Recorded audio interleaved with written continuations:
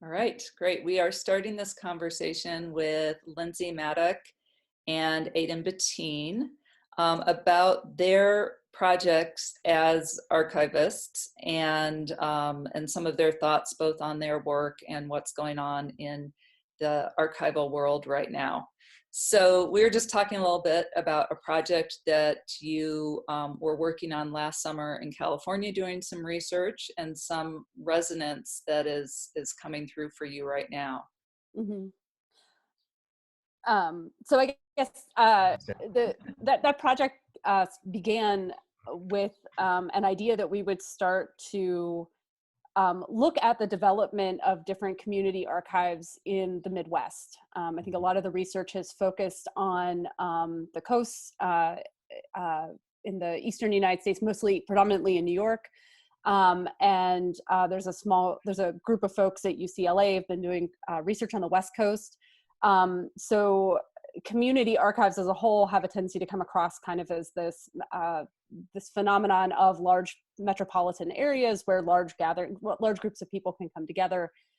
And Aiden and I were both interested in kind of expanding that notion of community archives and looking across the Midwest kind of as maybe a forgotten region or an overlooked region of work that's happening.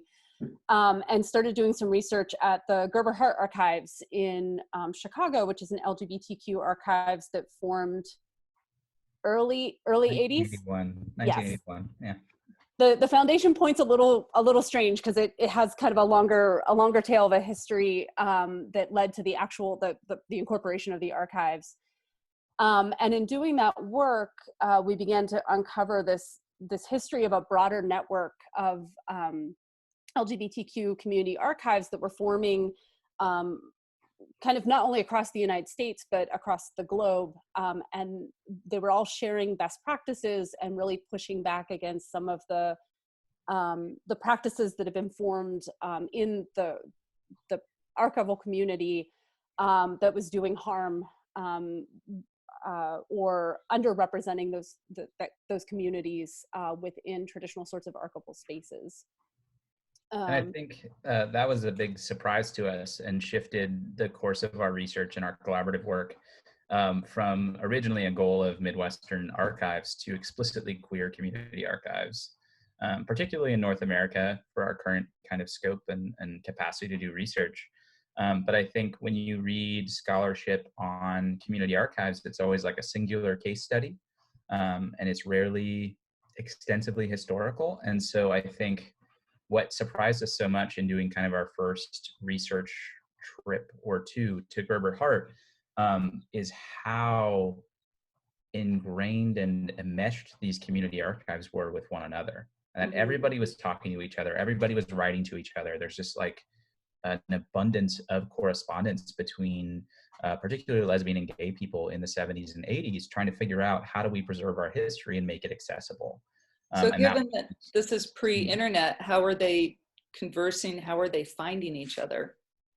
So for a number of them, they had professional affiliations, much like Lindsay and I do, that make people interested in archives and encourage them to utilize them. So many of them were early historians of homosexuality. They were librarians around the country. They were already archivists in their kind of professional capacities. But they also happen to be lesbian and gay people who wanted to access and preserve their history. But so they met each other primarily, I'd say, through some of the larger professional organizations. So the American Historical Association, many of the community archives founders were also founders of the Committee on LGBT History that still exists today, the subcommittee of AHA. But there were also librarians who formed what is it now the Social Responsibilities Task Force? It was the Social Responsibilities Roundtable within the American Library Association, and then there was a kind of a subgroup that broke out of that. There was a particular task force that was focused on developing subject headings and cataloging standards for LGBTQ collections, specifically working against some of the problematic language that was being used within the standards of best practice coming out of the Library of Congress and places like that. so these professional organizations really served as network points for lesbian and gay people who were interested in preserving the materiality of gay history. And I think it kind of word of mouthed out from there. I've read a number of correspondence where it's like, oh, so-and-so gave me your name, and they said that you have gay resources. What do you have? Can you tell me about it? Are you willing to donate it? And those conversations are just kind of perpetual throughout the late 70s and 80s in particular. And so what were you in California looking at last summer? You mentioned, I think, was it USC or UCLA? Sorry. So yeah, we both received fellowships from the One Archives, which is the USC.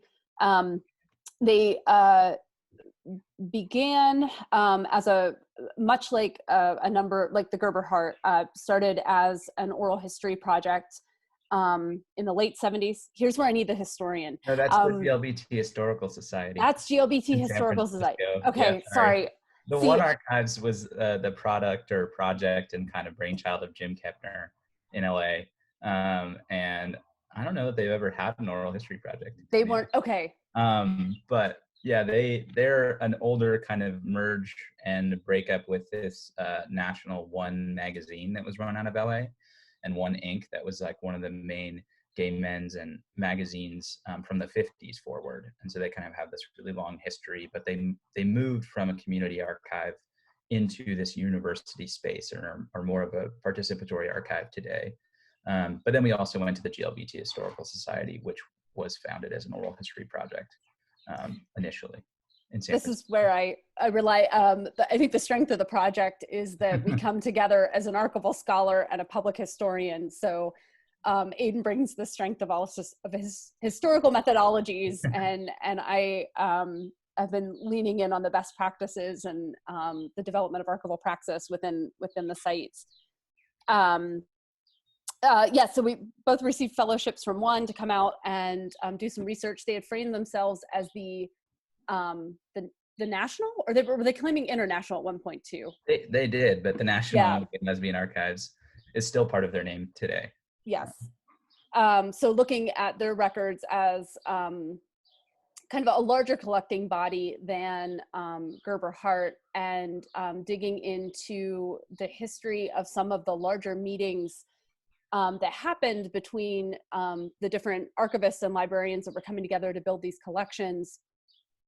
We, while looking in the Gerber Hart records, uncovered a reference to the International Association of Lesbian and Gay Archives and Libraries, the IALGAL, that formed during a conference, and then later met during the 1987 March on Washington. So that was a collection. The AIDS epidemic, yes, is an important note there. So that was one of the reasons why we went out to the West Coast, was to look at those collections where that meeting in particular was a little bit more robustly documented. We could look at some of the other correspondence between some of the archivists that were speaking to one another, and look at the formation of two other archival collections that were kind of all emerging at the same historical moment. Mm-hmm. So from this vantage point now of being in the middle of, us being sequestered and rising numbers of COVID in Iowa and the US, what is striking you from that work you did last summer in this project in general? I think there's kind of I'm having, I guess, a shared sense of urgency, kind of historically thrusted backwards towards community archivists who were alive during the midst of the AIDS epidemic, and many who actually succumbed to AIDS-related complications. And we've both spent extensive time in the archives in correspondence of librarians and archivists who are experiencing their community disappearing at just astronomical rates, and experiencing it themselves. A number of the founders of these queer community archives died in 1987 specifically, and we lost kind of their I don't know, perpetuated existence and engagement with the archive beyond what they kind of left behind in that process. And we've spent a lot of time with AIDS obituaries as well, trying to unpack what does it mean to archive an epidemic, and what does it mean to do this work while you are in this kind of deep moment of uncertainty and fear and grief and loss. And so I think that really is starting to resonate with our contemporary moment in this pandemic. And that is not lost on, I think, a lot of the queer community archives that are starting to host kind of virtual events that are, the Glbt Historical Society out of San Francisco in particular has a weekly virtual series now of webinars relating COVID-19 to the AIDS epidemic and trying to speak from survivors' experiences through that. And I think there's a huge call and sense of urgency to archive, which might seem like a weird call to action for some, but I think as a public historian and an archivist, it feels like the best and right thing to do is to produce records and make records. I think to Lindsay's early comments and early thoughts, maybe that even preceded this conversation, like there's an archive that's happening on Twitter, right? There's an archive that's happening through the amount of newspaper publications and media and so many videos, right? Like there's a digital plethora of material, but that's not going to capture everybody's narrative and experience. And so I think one of the key tasks and challenges right now is how do we kind of disseminate the urgency to create records and encourage people to do so in the best way that they can, digital or not, and particularly people who don't have access to kind of those digital capacities. What does that look like? Do we revert to more mail and snail mail to encourage people to preserve and make records in this moment, and whatever those look like? Some of my thoughts. Yeah, I think this was a question we were trying to grapple with in class on Monday. I'm teaching a digital preservation course, and I pointed the students to the Internet Archive, and they've been doing some work in creating a national library, but they've also been working with this larger group. I'm going to look at the name so that I don't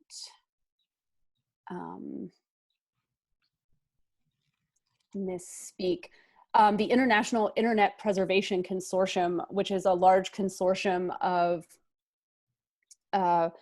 national archives, a lot of different research institutions across the globe that have come together to document things like climate change, the refugee crisis, the Olympics. So these large international events that I think kind of impact folks across the globe in different ways. But certainly, I think don't have, while climate change, I think, is a big issue, it doesn't have the same sense of urgency and at the speed of which the pandemic is spreading. So there's now this effort to capture digitally, I think, the national response and very much the official response as a way to harness all of the different information that's being disseminated about the virus, not only so we can document kind of that lived experience, but I think more importantly, capture that information that we're going to need to be able to end up finding a cure, creating a virus. So it's a much more, a different response to, I think, much in the same way that the different archives and libraries that we've been studying became these information hubs, became these social centers for folks to come together to mourn and to grieve during the AIDS pandemic, but also as information resources, as health information resources on the ground when that information wasn't always circulating through the community or wasn't being made available fast enough to help and assist with community members that were impacted. So I think we see a similar response there on a much larger scale, trying to gather up all of this information that's out there on the web. But then we were talking about kind of a more localized effort where I've got a whole host of news stories from around the globe coming out from local archives, calling folks to journal, to start pulling together documents, to write down their thoughts, to save their letters. in that, I think, referring back to, perhaps not unsurprisingly, some of the documentation that's in the archives about the 1918 flu pandemic, and things like World War II. I know that the Queen spoke, what was it, 2 days ago now, right? Kind of thinking back to some of the struggles in Britain during World War II. And I think there's, you know, there's this different sort of urgency there as well to think about all of the different folks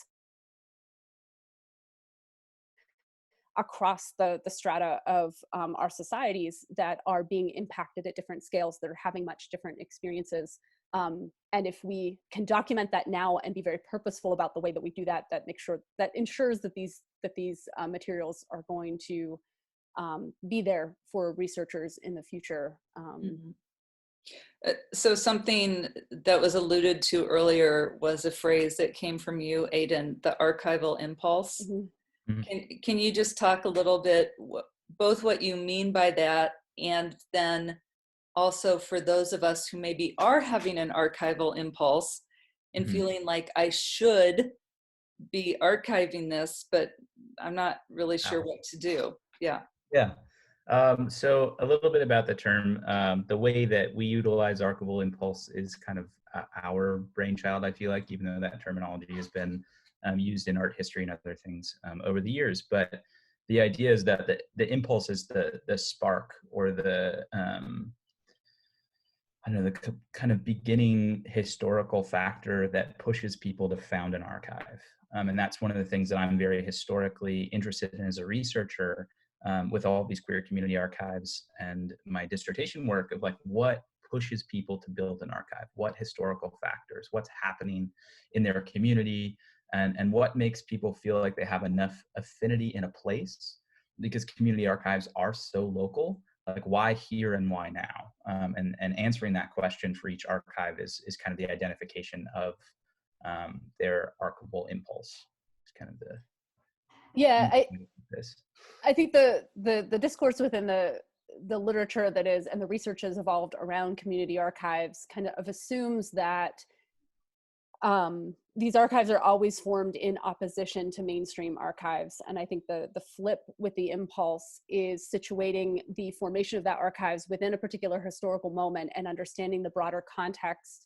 There may be an oppositional force. It may be in part in reaction to the records of a particular community of people not being available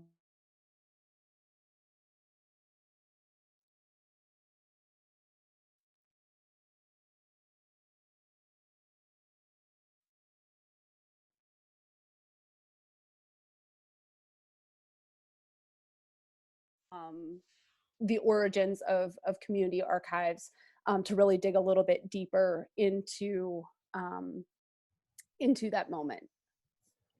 And I think for today, I know we're running time-wise, like a key response, or the reality is, like, I think every archive feels somehow called to action, whether institutional or community-based. Just based on every archive I follow on social media, there's some type of active response. And there's ways in which, kind of regardless of where you are, your kind of local archives to you are going to want to collect your material, whatever that looks like.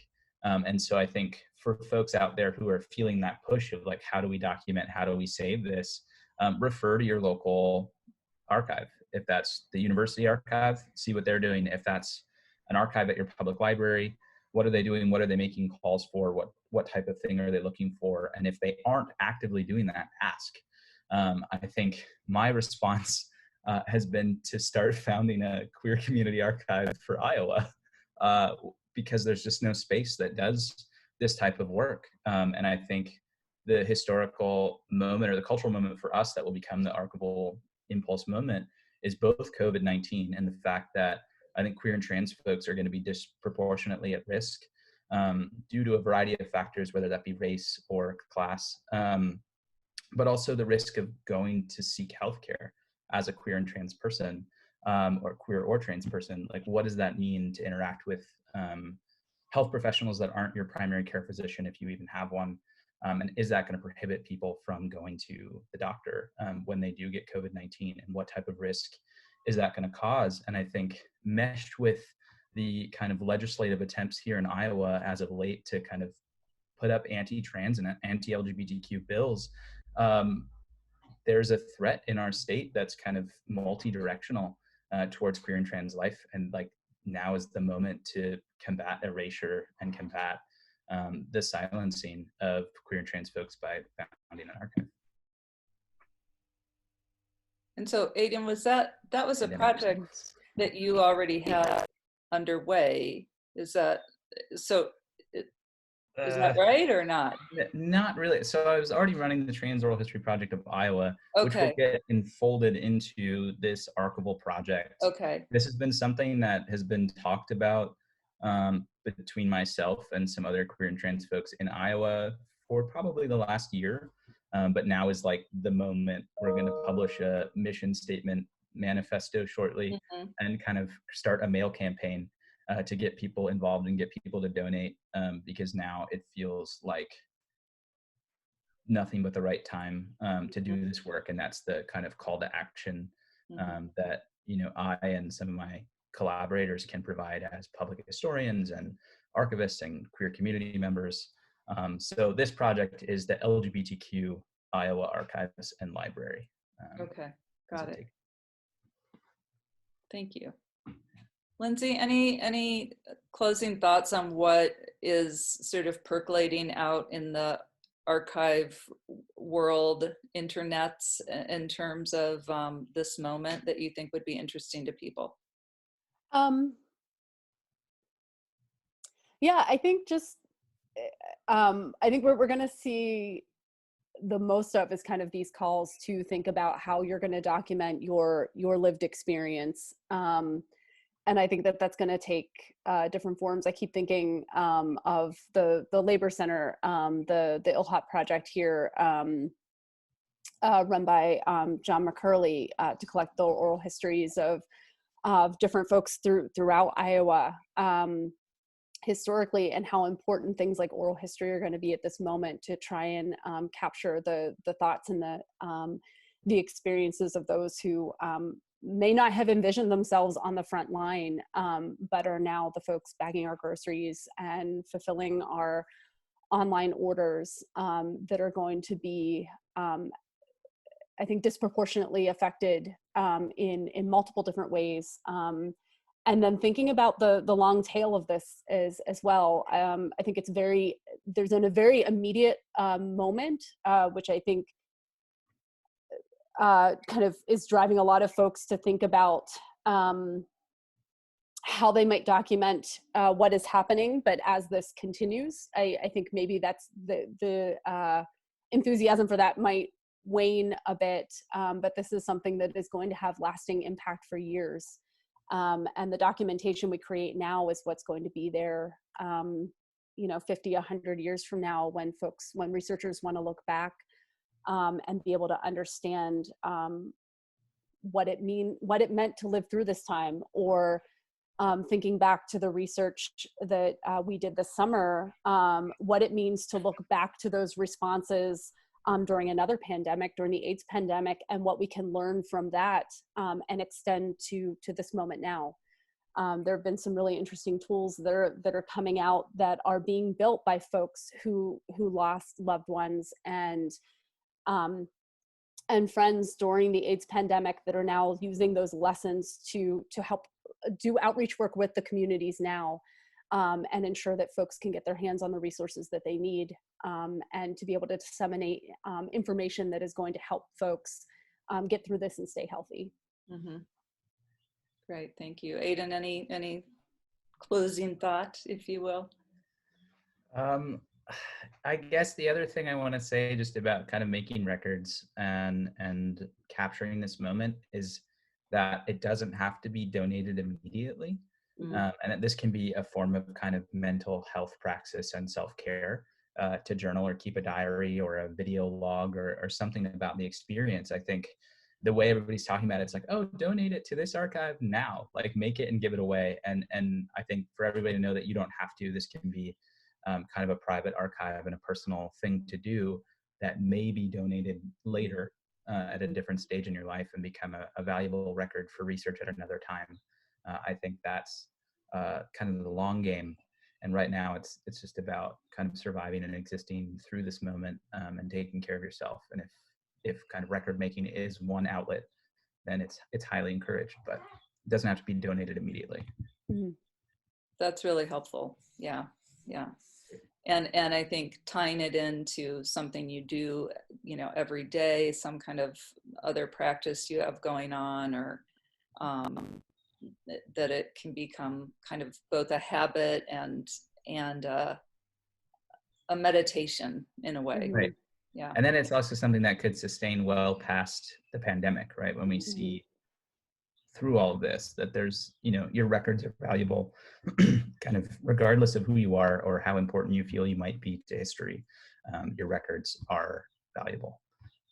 Everybody's records are valuable, and there's always places looking for records that might align with your identity or life experience or location or other things. So a good practice to start and hopefully continue. Great. Thank you both so much. I really appreciate it. Oh, thank you.